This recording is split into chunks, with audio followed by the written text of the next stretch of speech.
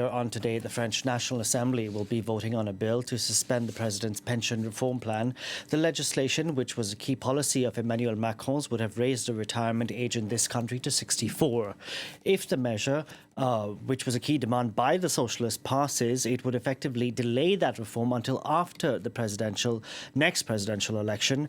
The far-right National Rally Party of Marine Le Pen say they will vote in favour of suspending the reform. We can now bring in Renaud Foucart, economist at Lancaster University. Thank you so much for joining us on the programme today. If this measure passes, how safe will the Le Cornu government be going forward? There is always a bit of unpredictability, but this would be the moment where the pact is sealed. So the deal offered by Le Cornu was we move the discussion, we move the debate about the pension reform to after the next presidential election. If the Socialists vote today in favor of this suspension, there will be a choreography, so perhaps there will be no vote in the end, it will go to the Senate, etc. But in the end, the deal would be sealed between the Social Democrats, the Conservative, and the centrist, and so until the next big hurdle, the government is safe.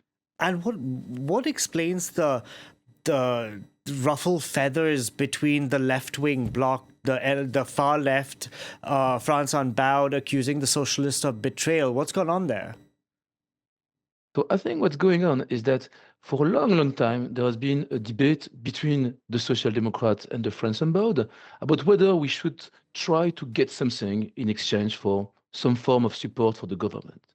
And here, because for the last few years, the big ask of the left was to suspend or at least do something about the pension reform, the Social Democrats, they come back and now they show, look, we did it.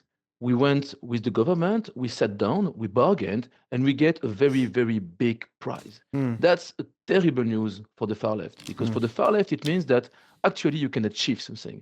And so because at the moment they are fighting very hard to know who is going to be somehow the front runner for the left in the next presidential election, this is very bad news for Mélenchon, unless he managed to somehow convince people that this is not a real win, which I think is very hard to do because really there is no pension reform until the next presidential election. So whoever wins can cancel it if they want to.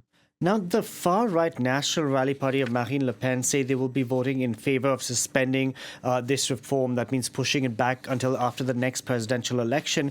Why is she doing this? Because I thought she had said she's going to block everything. So why vote for this measure then? I think it's really about showing stability. So now there is within the Rassemblement National a lot of uncertainty. Marine Le Pen, as you know, being convicted, might not be able to run herself for president. They don't want, I think, to lose time now having another election, which would be the consequence if they don't vote this through. So having another election would mean that somehow they would have to put Bardella up front as possible prime minister. What if he wins? Who is running for president? What happens? Who is going to have to deal with all the problems of France right now for 2 years? I think they are much more comfortable sending this message. Look, the left is trying to bring chaos.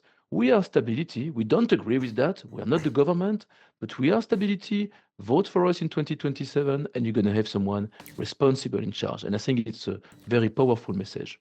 I know that Emmanuel Macron still has time left in the job. His presidency is not run out yet, but you know as well as I do that he is a lame duck president in this country. This reform, raising the retirement age, fixing France's pension system, was one of his key legacies, essentially. But now if he essentially places this reform on ice, where does it leave his legacy?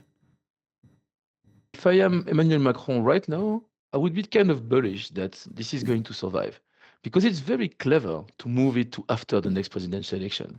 Whoever will be in charge of France in 2027 will inherit from the same budget situation, and even worse because Le Cornu has said, I'm not going to do anything, I'm waiting, so we keep the deficit, we keep everything.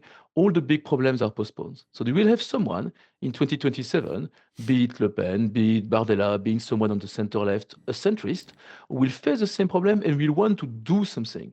If the first move they do is to cancel the pension reform, they need to find billions and billions and billions. So starting your job by doing that is very hard.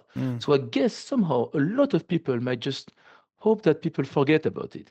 And so they could come up with a pension reform that looked like the one that Macron wanted in his first election. So move to a point-based system, something like that. That's doable. but that will happen after the presidential election. I would be surprised if whoever wins the next presidential election goes back to 62 or even 60, as some have claimed, as a pension age, as person in charge of president and government. We'll see what happens. Renaud Foucart, thank you very much for joining us on the program today.